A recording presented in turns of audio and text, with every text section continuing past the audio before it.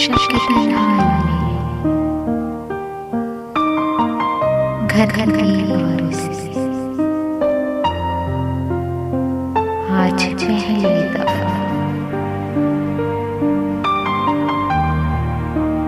मिलके रोए बहुत,